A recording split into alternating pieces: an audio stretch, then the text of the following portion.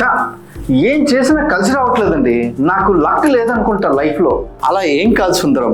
కొంతమంది అనుకుంటూ ఉంటారు, వాడు ఒకప్పుడు ఇలా లోలో ఉండేవాడు, వాడు బాగా పైకి వచ్చాడు, వాడు కారు కొన్నాడు, బంగళా కొన్నాడు, స్థలాలు కొన్నాడు, ఒకప్పుడు లేనివన్నీ కూడా ఇప్పుడు సంపాదించాడు అని చెప్పేసి అని అందరూ అనుకుంటూ ఉంటారు.